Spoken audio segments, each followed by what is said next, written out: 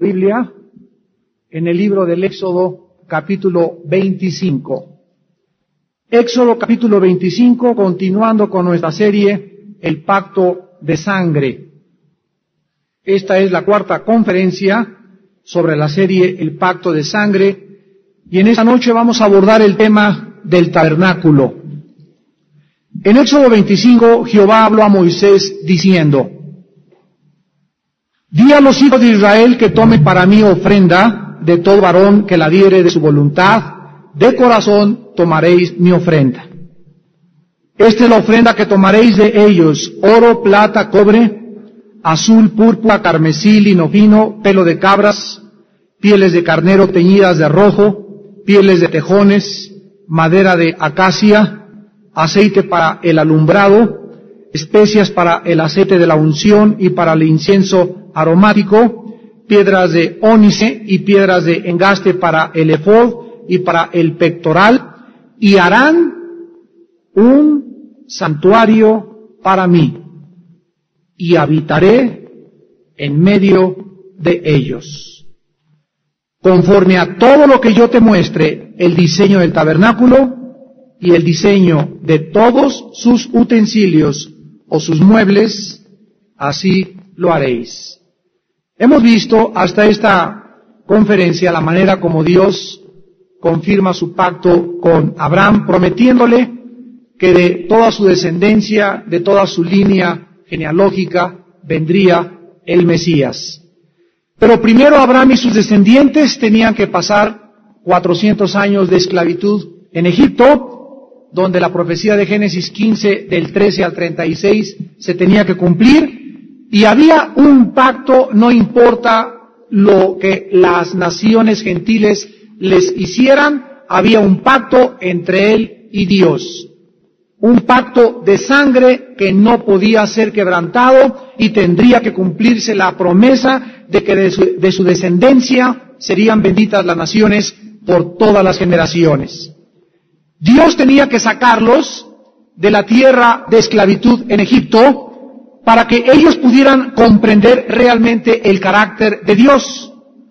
Y en Éxodo capítulo 2, versículo 23 y 24, encontramos las palabras de Dios: aconteció que después de muchos días murió el rey de Egipto, y los hijos de Israel gemían a causa de la servidumbre y clamaron. Y subió Dios el clamor de ellos con motivo de su servidumbre. Y oyó Dios el gemido de ellos. ¿Y qué es lo que dice la Biblia? Se acordó de su pacto con Abraham, Isaac y Jacob, y miró Dios a los hijos de Israel y los reconoció Dios. Aquí estamos hablando después que 400 años habían ya pasado y que todo el mundo creía que Dios se había olvidado de su pacto. En Éxodo 3, versículo 6, Dios se revela y les dice: yo soy el Dios de tu padre, Dios de Abraham, de Isaac y Dios de Jacob. Hermanos, quiero que observen esto en esta noche. En primer lugar, que cuando Dios está hablando, ya se había muerto Abraham, ya se había muerto Isaac y ya se había muerto Jacob. ¿De acuerdo? Ya estaban muertos. Sin embargo, Dios está diciendo que están vivos. Él no dice: yo soy el Dios del que fue Abraham o de aquel que, sino yo soy el Dios de Abraham ahorita. Ahorita soy el Dios de Isaac y ahorita soy el Dios de Jacob. Y estas tres personas estaban vivas, en otras palabras, ellos estaban en la presencia, pero sin embargo Dios estaba corroborando el pacto que había hecho con ellos.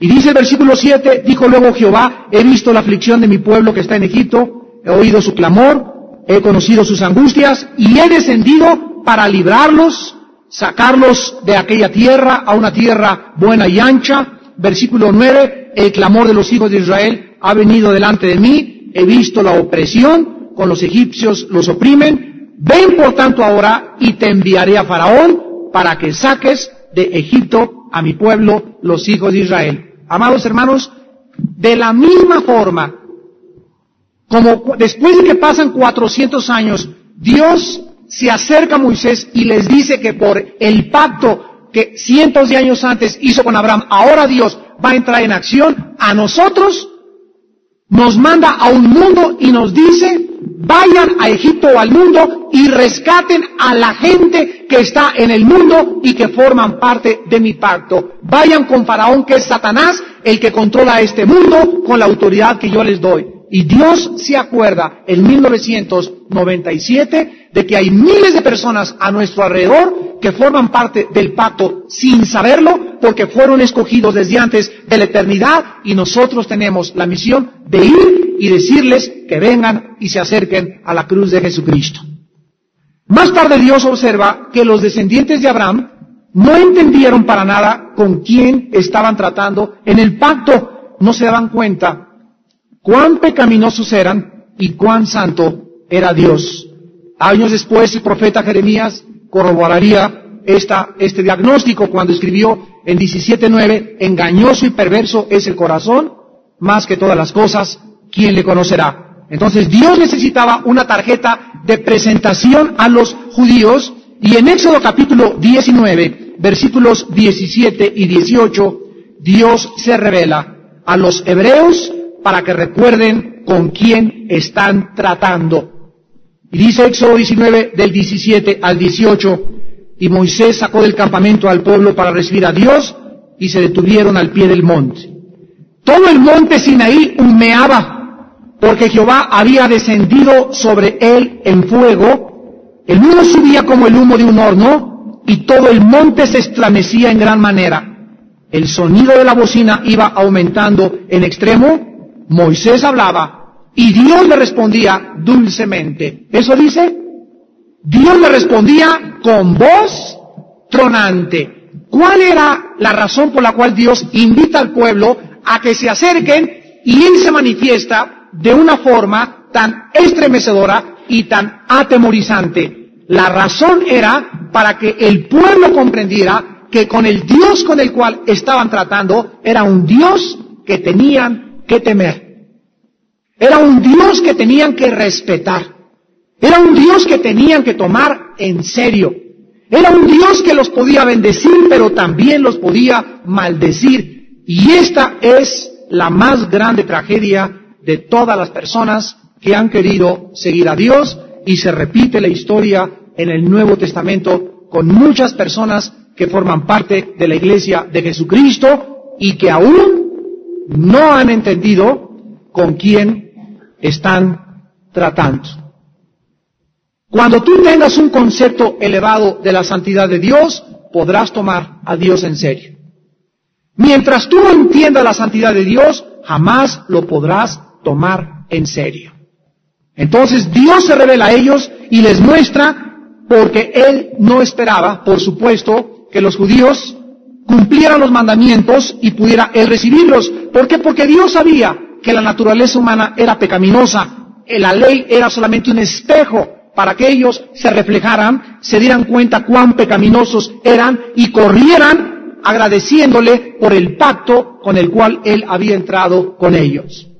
Así nosotros, igual en el Nuevo Testamento, cuando pecamos, nos damos cuenta que fallamos y fallamos y fallamos. ¿Para qué? Para que corramos y no le digamos, Señor, te prometo esto, te prometo aquello. No, nada. Dios no quiere que le prometas nada. Dios dice, 1 Juan 1, 8 y 9, que nada más le confieses tu pecado.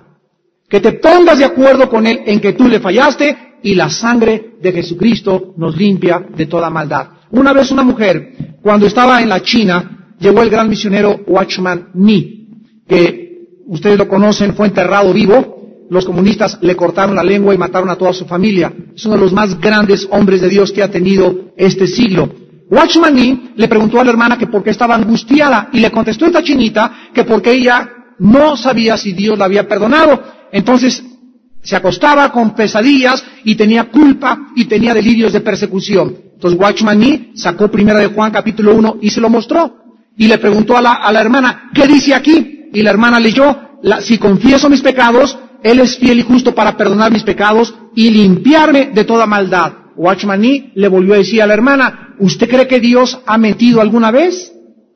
No, para nada. ¿Cómo puede Dios mentir? Entonces, el problema de usted es de incredulidad. Y usted tiene que creer que la sangre de Cristo nos limpia de todo pecado. Y cuando la hermana comprendió esto, dice Watchman Nee en su libro El Pacto de Sangre, ella comenzó a alabar a Dios, porque en ese momento se le prendió la luz en su corazón y entendió que con Dios no se discute, a Dios se le obedece. Entonces, cuando tú tengas culpa y cuando tú tengas problemas por no haber cumplido la voluntad de Dios, corre a la cruz. Corre para ser lavado con la sangre que está tan fresca como hace 2000 años. Ahora bien, Dios, después de entregarles la ley, les da además a los judíos, miren ustedes, aquí les da la ley, y como Dios sabe que no la van a cumplir, Dios les da, junto con la ley, el tabernáculo donde se establecía un orden de sacrificios y un orden sacerdotal. Miren ustedes, con la ley viene la gracia.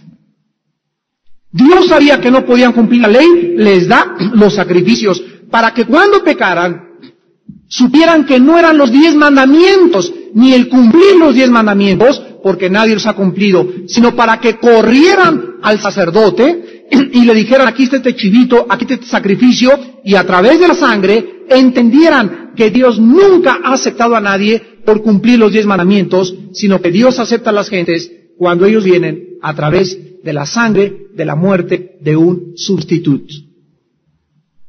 ¿Se acuerdan ustedes del joven rico que se acercó a Cristo y que le dijo? He cumplido los 10 mandamientos, imagínense nada más, ¿no? Ni siquiera Moisés los cumplió, ni David, no hay nadie más que Cristo el que los ha cumplido. Y este joven quería ser aceptado y entrar al reino de Dios a través de cumplir los 10 mandamientos. ¿Cuál es el problema de este joven? Que no conocía su pecaminosidad.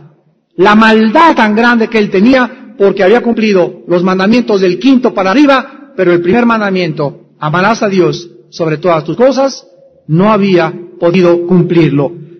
Después de recibir las instrucciones, dice en Hebreos 9, lo que Moisés le dijo al pueblo, versículo 19 al 22. Habiendo anunciado Moisés todos los mandamientos de la ley y a todo el pueblo, miren ustedes, qué importante es esto. Toma la sangre de los becerros, de los machos cabríos, con agua, lana, escarlata e hisopo, y rocía el mismo libro, y también a todo el pueblo, diciendo, esta es la sangre del pacto que Dios les ha mandado. Y además de esto, roció también con la sangre el tabernáculo, todo el tabernáculo lo roció con la sangre, y todos los vasos o todos los utensilios y los adornos y lo que está dentro del tabernáculo. Y dice el versículo 22, y casi todo es purificado según la ley con sangre, y sin derramamiento de sangre no se hace remisión.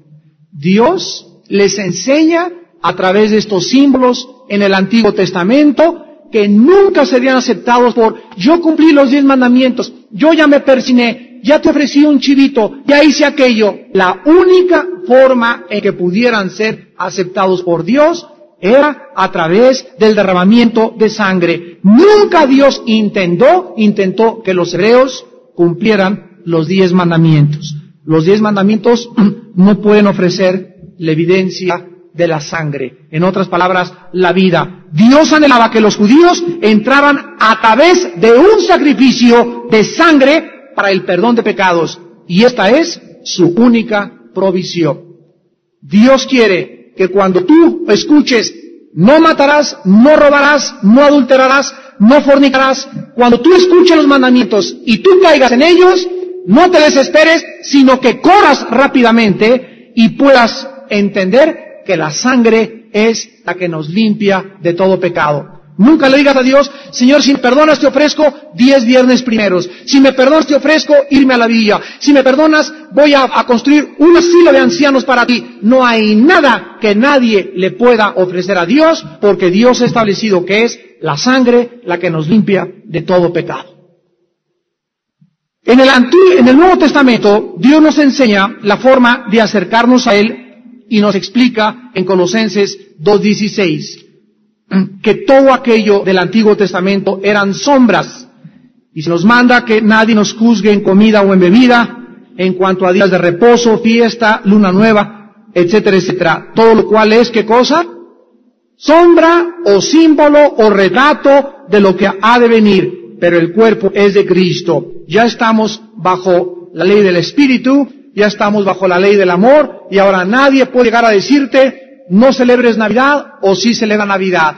Tienes que cumplir con Semana Santa o no tienes que cumplir con la Semana Santa. Tienes que adorar el sábado o tienes que adorar el domingo. Tienes que celebrar el Yom Kippur o tienes que celebrar el Sukkot, o tienes que celebrar esto, o tienes que hacer así, o te tienes que peinar así, o te tienes que comer nada más puros vegetales. Ya no hay nadie bajo el Nuevo Testamento que pueda imponer leyes restrictivas a nadie. Porque ya ahora el Espíritu que está dentro de mí me convence, y si yo estoy convencido de comer puro puerco, pues empanzónate con puerco. Si quiero comer puras verduras, pues puras verduras, y es bien para ti, pero no se puede imponer a los demás, ni obligar a los demás, y menos decirles de que si no lo hacen, no son aceptados por Dios, porque somos aceptados por Dios nada más por la sangre. Fíjense qué importancia tiene esto para que nos escapemos de una herejía del cristianismo que se llama el legalismo. Y el legalismo es tratar de acercarse a Dios, agradar a Dios a través de las obras y no a través de la sangre derramada en el Calvario. Cuando Cristo viniera, realizaría el último sacrificio. Todos los creyentes seríamos ahora el templo del Espíritu Santo, seríamos sacerdotes y sus leyes escritas en nuestros corazones. Lo que Dios estableció en el Antiguo Testamento fue un sistema temporal preliminario que apuntaba nada más hacia la dirección del Nuevo Testamento para que reconocieran a la simiente de Abraham cuando él tendría que llegar al mundo. Vamos pues en esta noche, después de esta introducción, a estudiar el tabernáculo y vamos a comenzar a tratar de explicar que el tabernáculo en Éxodo capítulo 25 que acabamos de leer al iniciar la conferencia, Dios le dice en el versículo 8 a Moisés que la razón por la cual tenían que construir una tienda de campaña con una cerca alrededor y con un cuartito en medio dividido por 2 velos, era que Dios quería habitar en medio de ellos. El tabernáculo terrenal sería una sombra, y cuando estudiamos el tabernáculo, no lo vamos a poder estudiar detalle con detalle, aunque ya lo estudiamos cuando estuvimos allá en la Union Church, en el libro de Éxodo. ¿Se acuerdan los que tomaron el libro de Éxodo? Ahí tenemos todos los cassettes uno por uno, con cada detalle de cada cosa, pero vamos en esta noche a darle una repasada muy breve para que podamos comprender la maravilla de la unidad de la palabra de Dios. Es increíble cómo está tejido todo en la Biblia y cómo cada vaso, cada mueble, cada pintura, cada piel, cada color del tabernáculo, todo representa a Jesucristo. Ahí está Jesucristo entretejido y metido y escondido en toda la explicación del tabernáculo para que veamos nosotros la maravillosa, milagrosa y sobrenatural unidad de la palabra de Dios. En el tabernáculo, los hebreos iban a traer sus sacrificios para que pudieran ser perdonados y no podían nunca en ninguna otra parte ofrecer los sacrificios. Miren cómo comienza Dios. Van a tener una tienda de campaña en el desierto, portátil, porque estaban viajando para que pudiera ser transportada, y cuando alguna persona pecara, no podía irse a ese montecito y ofrecer ahí al chivito, o irse debajo de aquel huizáchel y matar al borreguito, sino que tenían forzosamente que presentarlo en la puerta del tabernáculo.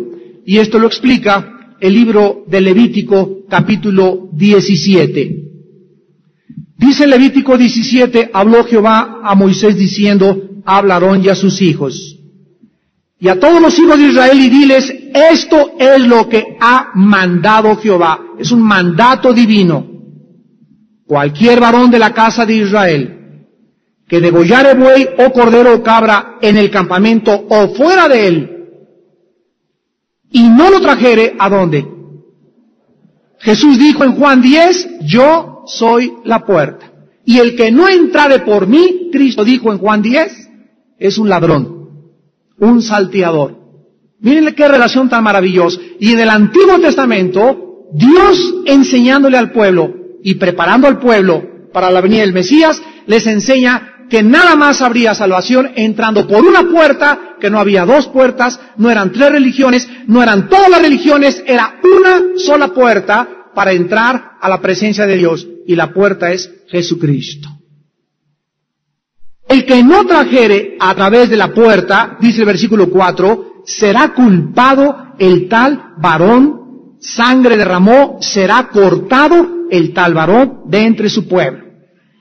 Y dice el versículo 7, y nunca más sacrificarán sus sacrificios a los demonios. Antes de que Dios diera estas leyes, las naciones paganas de alrededor ofrecían sacrificios al dios Baco, a la luna, mataban niños, los echaban en aceite, los aztecas le cortaron después el corazón a sus víctimas, los mayas hicieron sacrificios de sangre, y por todos lados las tribus paganas del mundo, de alguna forma, han, ¿qué cosa?, derramado sangre para tratar de agradar a los dioses del universo. Algo instintivo hay en el ser humano, que los pactos de sangre, ya lo vimos en la primera conferencia, forman parte de todas las culturas, de todas las civilizaciones, y Dios nos dice y nos revela en esta noche que todos los sacrificios de las gentes, el estarse rasgando el cuerpo, el estarse cortando las orejas, el acostarse en una cruz, una cama de nopales, todos los sacrificios que se hacen y que no están sometidos al Calvario, son sacrificios a espíritus malignos que rodean la humanidad, a los demonios. Ahora bien, esto es lo que Dios comenzó a explicarles a todos los judíos.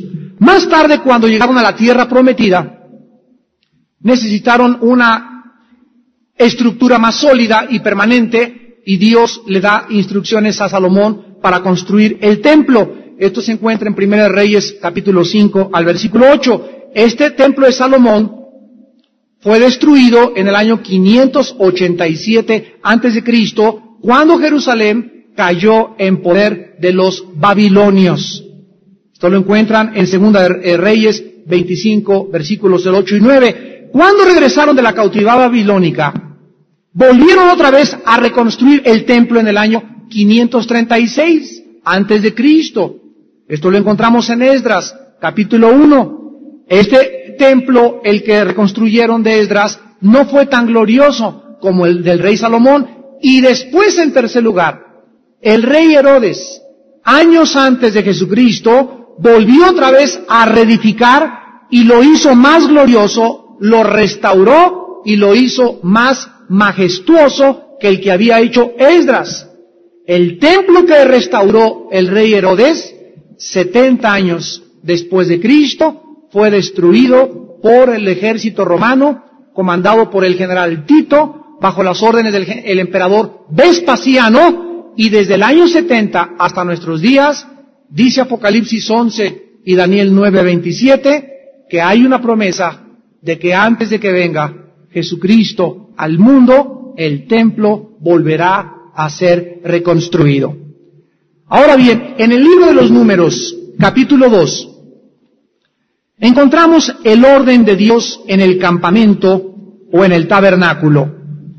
Aquí ya Dios comienza a ordenar a la nación de Israel, y todas estas enseñanzas, vuelvo a repetir, es un tipo para la iglesia, los que hemos alcanzado los fines de este siglo. Dice en Números capítulo 2, versículos 2 y 3.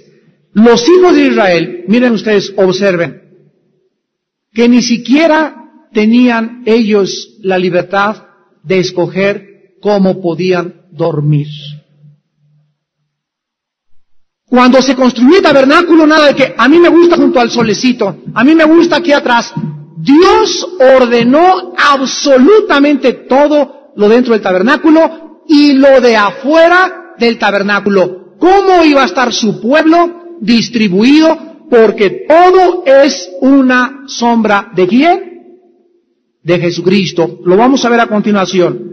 Los hijos de Israel acamparán cada uno, y miren ustedes, cada tribu tenía una bandera.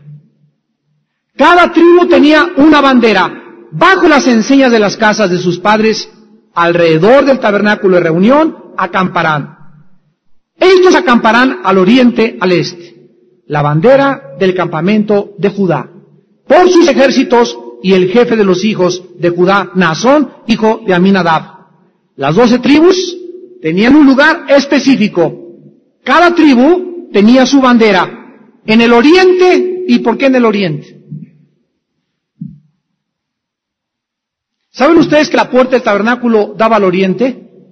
¿Y saben ustedes que en Ezequiel 43, lo vamos a leer más tarde, si nos da tiempo, en Ezequiel 43, del 1 al 10, nos dice que cuando Cristo venga, va a entrar por la puerta oriental de Jerusalén? En el oriente estaba enfrente de la puerta, ¿quién? Judá. ¿De dónde vino Cristo? Hebreos 9, de la tribu de Judá. En el oriente estaba Judá, y la bandera de Judá era un león dorado sobre un campo escarlata. El dorado es el color de la divinidad, y el campo escarlata representa el color de los poderes mundiales. Cuando Cristo fue crucificado, le pusieron un manto color escarlata, porque lo querían hacer el rey de los judíos. El mundo le otorgaba a Cristo sus poderes, lo hacían rey, y todos los reyes desde entonces, y también muchos religiosos que conocemos ahora, usan batas escarlata. En segundo lugar estaba en el occidente Efraín. La bandera de Efraín era un buey color negro sobre un campo dorado. En el libro de Lucas se nos presenta a Cristo como el siervo humillado. El buey es un tipo de un animal humillado, cargando el yugo y nunca pudiendo levantarse. Es el tipo del Hijo del Hombre que vendría humillado. En el sur estaba Rubén, en el sur del tabernáculo. La bandera era un hombre sobre un campo dorado. Y en el norte estaba Dan. Y era un águila dorada, la bandera sobre un campo azul. El águila es el animal más grande de los cielos. Y aquí encontramos que estos 4 símbolos de las 4 banderas de las principales tribus que estaban en el norte, en el sur, en el oriente y en el occidente, simbolizaban los caracteres de los 4 evangelios de lo que era la persona de Jesucristo. Y estas mismas banderas, con estos símbolos, las encontramos en Ezequiel 1:10 y en Apocalipsis 4, versículo 7. El león representa a el rey como gobernante supremo. El buey representa al siervo humillado. El hombre representa a la criatura máxima de la creación terrenal, y el águila representa al ave más grande de los cielos. Más tarde vamos a ver el significado. Pero aparte de las tribus, más cerca del campamento estaban los levitas. Veamos Números 1, 52 y 53. ¿Quiénes eran los levitas? Porque no eran los sacerdotes ni el sumo sacerdote. Y dice Números 1, 52 y 53, los hijos de Israel acamparán cada uno en su campamento, junto a su bandera, por sus ejércitos. Pero los levitas acamparán alrededor del tabernáculo del testimonio, para que no haya ira sobre la congregación de Israel. Y los levitas tendrán la guarda del tabernáculo del testimonio. Los levitas eran como un escudo. Este es el tabernáculo. Los levitas estaban así, alrededor del tabernáculo como un escudo, protegiendo a la gente de la ira de Dios. Protegiendo a la gente de la ira de Dios. Después de los levitas estaban aquí acampados al norte y al sur las demás tribus, y los levitas eran como un escudo, repito, porque la gente no podía acercarse al tabernáculo, porque el que tocara cualquier cosa del tabernáculo caía muerto instantáneamente. Y solo los levitas podían desarmar las columnas, las lonas, las pieles. Ellos eran, y nada más que ellos, los encargados de armar y desarmar el tabernáculo. Podríamos compararlos con los que forman el ministerio de carga de Día Nueva para México. Cuando ustedes llegan, miren, ya están las bocinas puestas, los micrófonos, todo está instalado, y están aquí estos muchachos desde las 3 de la tarde trabajando. En los desayunos llegan a las 5 de la mañana al Salón Coronado, al hotel donde vayamos a estar, y todos se encargan de que esté todo montado. Estos eran precisamente el trabajo que hacían los levitas. Ahora bien, antes de entrar al tabernáculo, el tabernáculo eran 2 cuartos, había una cerca alrededor que se llamaba el atrio. Y el atrio tenía un largo de 400 metros de largo por 225 metros de ancho, y esta es la mitad de un campo de fútbol americano, y casi el mismo ancho de un campo de fútbol americano. Esto era el largo y el ancho de lo que era la cerca del tabernáculo. Cualquier persona podía entrar al atrio. El sacerdote estaba en la puerta, y llegaba la familia de Pancholín, y aquí está mi chivito, y entraban hasta el altar del sacrificio, y podían entrar al atrio de vez en cuando. Pero ninguna persona podía entrar al lugar santo, ni al lugar santísimo, más que los sacerdotes y el sumo sacerdote al lugar santísimo una vez al año. Dios había puesto restricciones. Nadie toca el tabernáculo más que los levitas. Cualquiera puede entrar al tabernáculo hasta el altar del sacrificio, pero los sacerdotes los detienen y ya nadie puede avanzar, porque el lugar santo y el lugar santísimo es y pertenece a los sacerdotes de Dios. ¿Qué dice 1 de Pedro 2:9? Y nos ha hecho a nosotros reyes y sacerdotes. Nadie puede entrar y nadie tiene derecho a venir a la presencia de Dios más que aquellos que se llaman cristianos por haber sido lavados con la sangre de Jesucristo. Y ya no hay sacerdote enfrente de nosotros, no hay hombre que se nos pare y nos diga, ya no entras, sino que teniendo libertad para entrar al lugar santísimo, Hebreos 10:24 en adelante, por la sangre y el camino nuevo y vivo que Cristo nos abrió, esto es, a través de su sangre, rompiendo el velo, acerquémonos confiadamente a la presencia de Dios. Todo tenía un significado en el Antiguo Testamento. En segundo lugar, había las cubiertas en Éxodo capítulo 26. Esto es precioso. Versículo 14. Éxodo 26. Versículo 14. Dice la Biblia que arriba de todo lo que son los 2 cuartos, en la tienda había 2 tipos de pieles, 2 tipos de cubiertas. No era ladrillo, no era mosaico, no era ningún material inventado por el hombre, porque, repito, todo tenía significado espiritual. Había una cubierta, primero, teñida de rojo de carneros, y arriba de ella una cubierta de pieles de tejón. Esto significa que la persona que pasara por arriba o por al lado y viera el tabernáculo y las tiendas, no podía saber ni conocer que debajo de las pieles feas de los tejones se encontraba la gloria y la presencia de Dios. Y cuando Cristo vino, nadie podía imaginarse, al verlo desde afuera, que en Él moraba toda la plenitud de la deidad. Por afuera no había nada de atractivo en Jesucristo. Por había Jesucristo, no tenía la cara así de un santo, así como los pintan ahora, y así con muchas luces, que la gente se acercaba y mira qué cara de santo. Nadie que pasara junto a Cristo se podía imaginar que Él era la imagen del Dios invisible, y que detrás de esa piel de tejones se encontraba otra piel, o sea, se encontraba su sangre que nos iba algún día a redimir.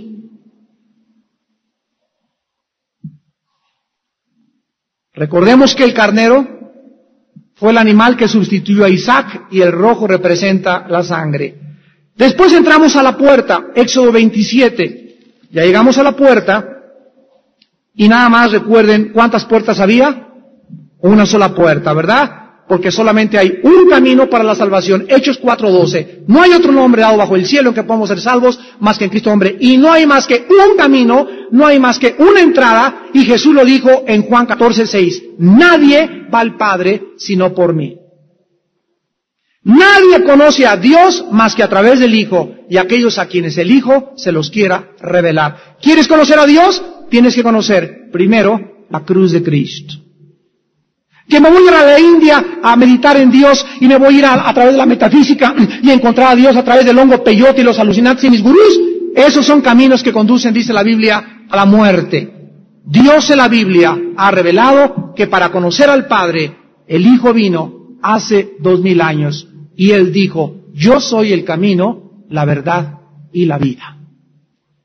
En Éxodo 27, versículo 16, y para la puerta del atrio habrá una cortina de 20 codos de azul, púrpura y carmesí, lino torcido de toda obra, de recamador, sus columnas 4 con sus basas. Observemos que había una sola puerta, y este camino era a través de la puerta oriental. Hasta las posiciones geográficas están calculadas por Dios. Nadie podía encontrarse con Dios más que a través de esta puerta oriental. Vayamos rápidamente a Ezequiel capítulo 43, donde se nos describe la venida de Jesucristo y la forma tan maravillosa en que esta puerta, la puerta oriental, es por donde entrará el Hijo de Dios. Dice Ezequiel 43, versículo 1. Me llevó luego a la puerta que mira hacia dónde. ¿Hacia dónde miraba la puerta del tabernáculo? Hacia el oriente. Esta puerta de Ezequiel es hacia el oriente. Y dice el versículo 2, y la gloria del Dios de Israel venía ¿de dónde? ¿Del norte? ¿Del sur? ¿O del occidente? Venía del oriente. Y dice el versículo 4, y la gloria de Jehová entró en la casa por la vía de la puerta que daba al oriente. Me alzó el espíritu, me llevó al atrio interior, y he aquí que la gloria de Jehová llenó la casa. Versículo 7, y me dijo, hijo de hombre, este es el lugar de mi trono. ¿Dónde? Por el oriente. El lugar donde posaré las plantas de mis pies, en el cual habitaré entre los hijos de Israel para siempre, y nadie profanará la casa de Israel, mi santo nombre, ni ellos ni sus reyes, con sus fornicaciones, ni con los cuerpos muertos de sus reyes en los lugares altos. Aquí se está, en una visión, vislumbrando la entrada de Cristo y diciendo que entrará por la puerta oriente a Jerusalén cuando Él venga en Apocalipsis 19 con el ejército de lino fino, con los caballos resplandecientes que vamos a hacer nosotros y los ángeles, y cuando Él entre a Jerusalén, ahí en Jerusalén estará el trono de Dios, porque de Jerusalén vendrá la ley y de Jerusalén vendrá el camino y la verdad.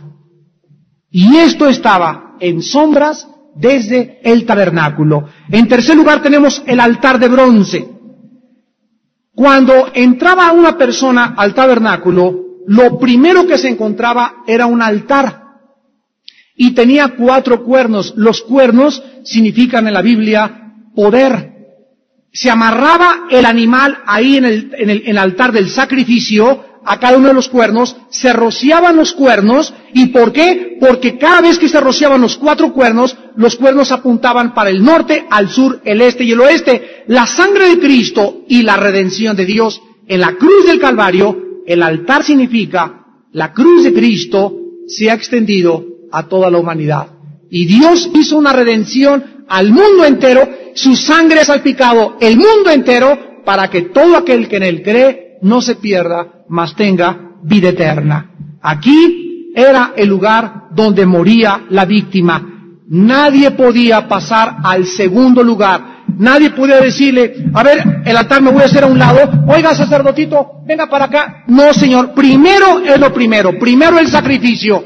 Ya que pasa el sacrificio, el segundo objeto que esperaba a la persona que entraba al atrio. Todo esto se encontraba afuera en el patio, que era el lavacro o la fuente de bronce. Y después del sacrificio viene el lavamiento, donde los sacerdotes se lavaban las manos y los pies en una purificación ceremonial. Una vez que recibimos a Cristo y pasamos por el altar del sacrificio, el segundo paso es continuar lavándonos con la santa y bendita palabra de Dios.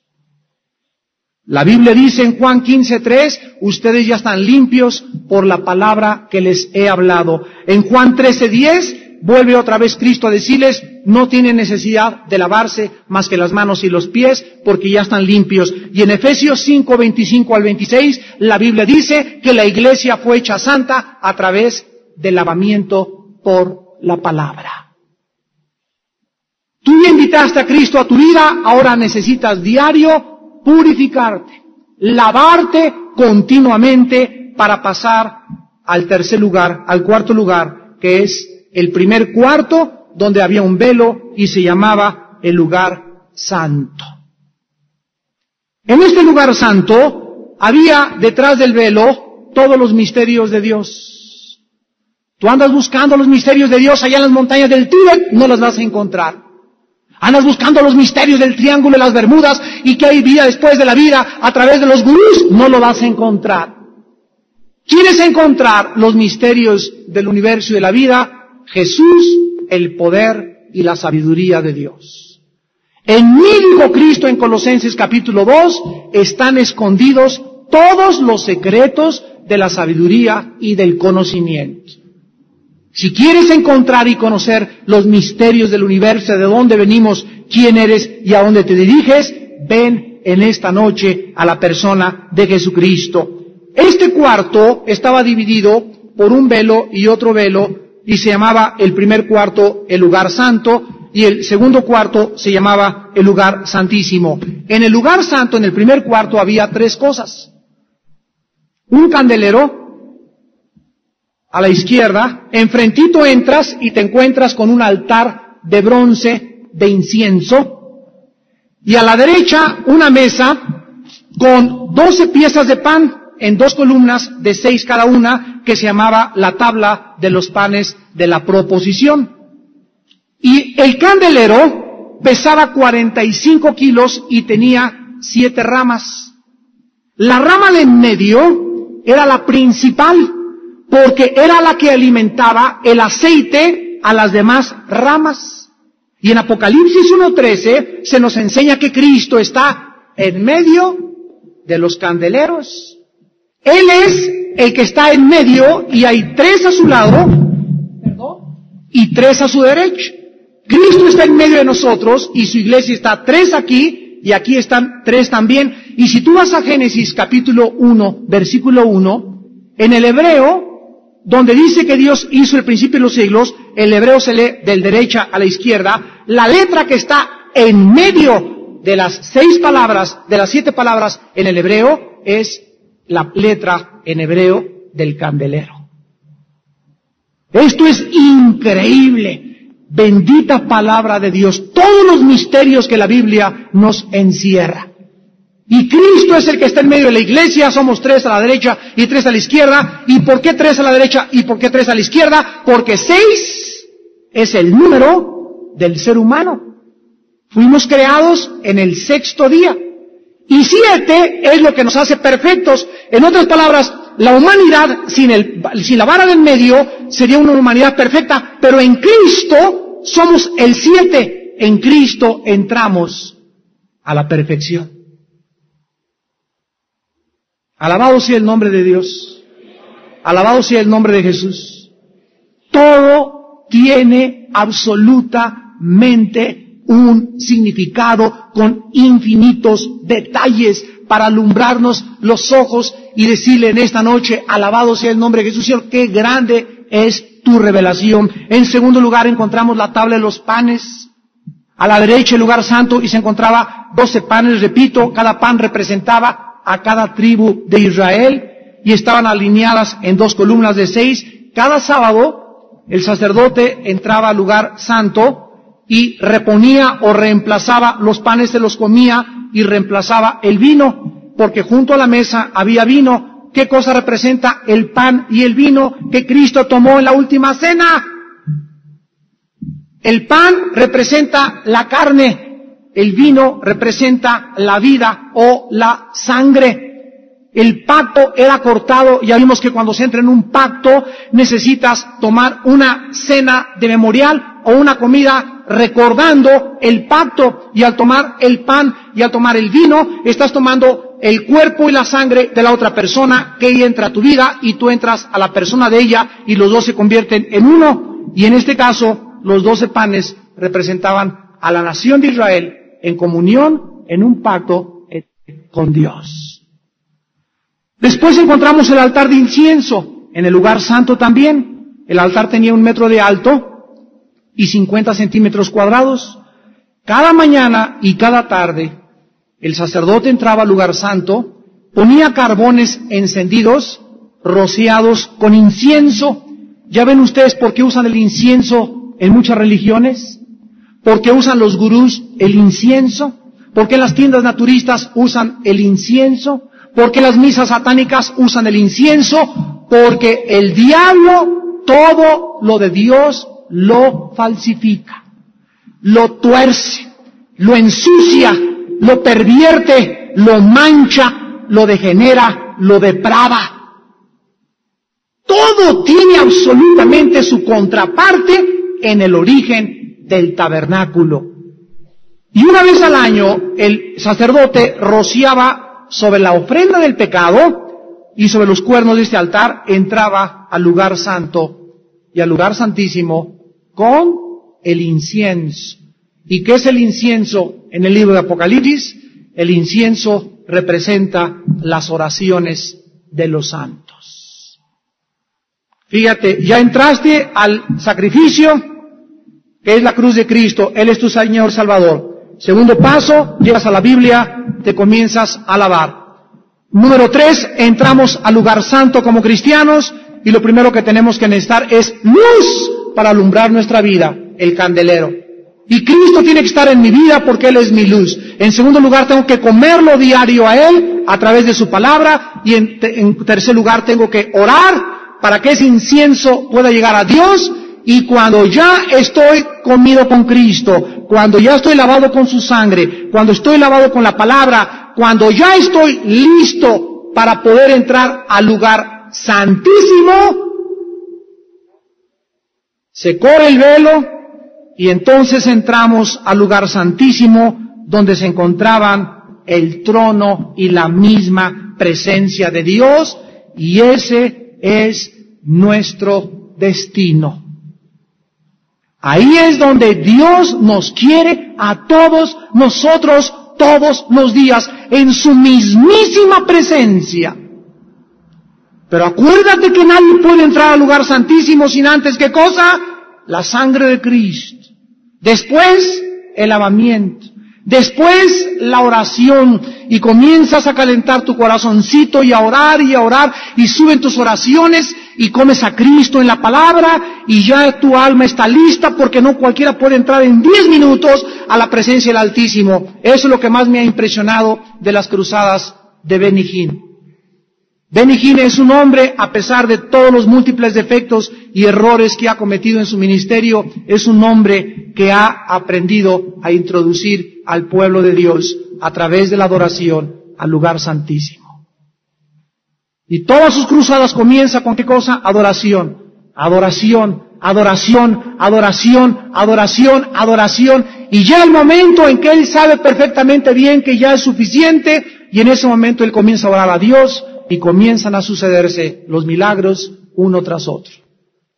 Y no es el resultado de ya voy a orar por ti y ya voy a orar por ti, sino que antes tenemos que entrar en el lugar santísimo para poder aprender a recibir de Dios.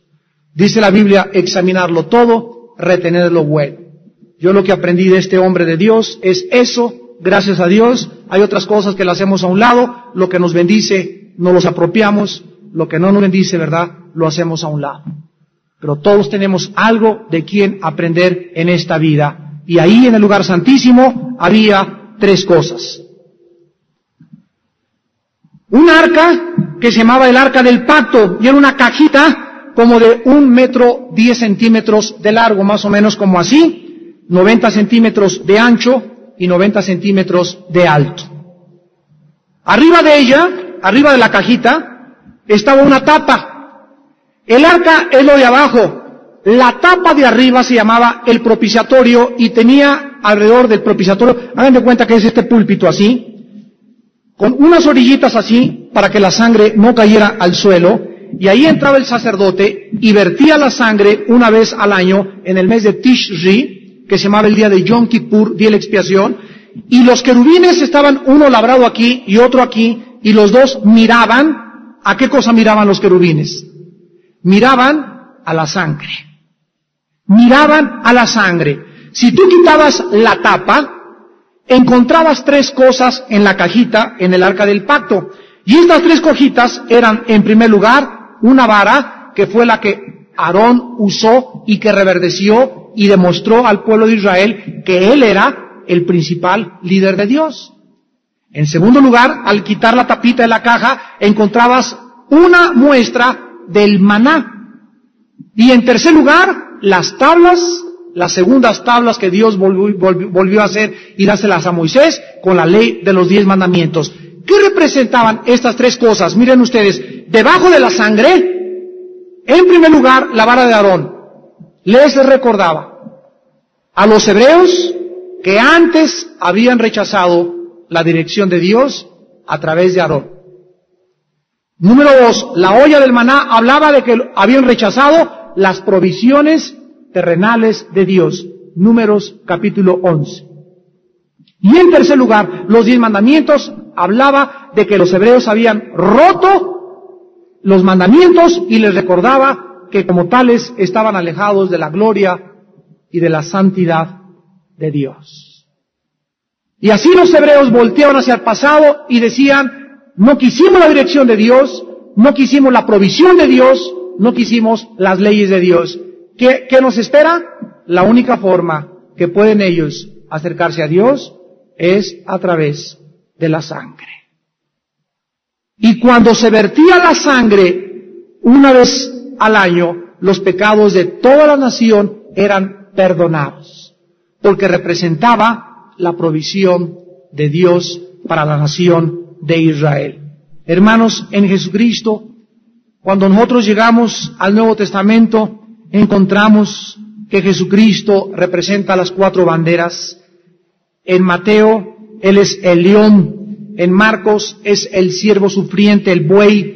En Lucas, es el hombre, el hijo del hombre. Y en Juan, es el águila, el ser celestial más grande de todos. En Juan 1:1 leemos, en el principio era el verbo era con Dios, y el verbo era Dios. Y el versículo 14 dice, de Juan 1, el verbo fue hecho carne y moró entre nosotros. La palabra moró es la palabra hebrea skeno, con S-K-E-N-O-O, que significa tabernáculo. Cuando Cristo baja en un tabernáculo humano, ya Dios desecha las casas, los edificios y las moradas y los templos, y ahora baja su Hijo Jesucristo, en quien moraba la plenitud de la deidad, y habita y mora entre nosotros, y Él comienza a manifestar a todos la gloria del Padre. Y así como la piel de los tejones velaba a la nación lo que era el tabernáculo, Cristo no podía ser entendido porque nadie sabía que al mirar a Cristo estaba mirando a Dios. Él dijo en Juan 14, el que me ha visto a mí, ha visto al Padre. Y así como las pieles de carnero teñidas de rojo, la sangre de Dios fluía debajo de esa personalidad de Cristo, cubierta externa por Jesucristo. Era una sangre sustitucionaria que nos quitaría el pecado para aquellos que quisieran entrar en un pacto con Dios. Jesucristo es la razón del Antiguo Testamento. Jesucristo es la razón del tabernáculo. Dios esconde a Cristo en el arca, en el candelero, en el altar, en la puerta, en el atrio. La semana que entra vamos a estudiar un poquito más, pero toda la Biblia es Jesús. Y todo el plan de Dios es Jesús. Y es la cruz de Cristo, el Calvario, de Cristo, el centro de todo el plan de la redención para con nosotros los seres humanos. Es la cruz de Jesucristo la razón por la cual Dios viene y se encarna entre nosotros. Porque es su sangre preciosa, la vida que fue vertida sobre esa tierra y que resucitó sin sangre, la que nos ha podido redimir, porque fue su vida a cambio de la tuya y de la mía, lo que ha hecho posible que podamos ser perdonados por Dios. Inclinemos nuestra cabeza.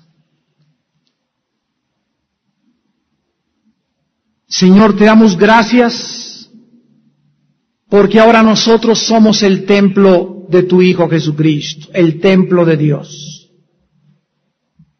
Te damos gracias porque ahora el altar que fue la cruz del Calvario es el lugar donde el último sacrificio fue ofrecido. Y tu palabra dice que una vez es suficiente. Ahora tu palabra dice que la justicia que le fue ofrecida a Abraham nos es ofrecida a nosotros por la fe en la sangre. El que no conoció pecado por nosotros se hizo pecado, para que nosotros fuésemos hechos la justicia de Dios en él. Ya nunca tenemos que regresar al altar de bronce, ahora tenemos que regresar a la vaca. Ya no necesitamos lavarnos todos, ya no necesitamos cuando pecamos nacer de nuevo una vez y otra vez y otra vez, ya no. Porque la salvación no se pierde y el lavamiento es para siempre y el nuevo nacimiento es la forma de ingresar al reino de Dios eternamente. Ahora solo lavamos nuestras manos y pies, que representan nuestro servicio y nuestro caminar diario contigo, Señor. Ahora, Padre, tenemos una salvación muy grande, una herencia eterna, y todo el mecanismo de esta salvación, escrita en tu palabra, para que te adoremos en espíritu y en verdad. En esta noche muchos de ustedes vengan, no a una religión, no a una filosofía, no vengan a ningún ser humano aunque él se diga que es Dios.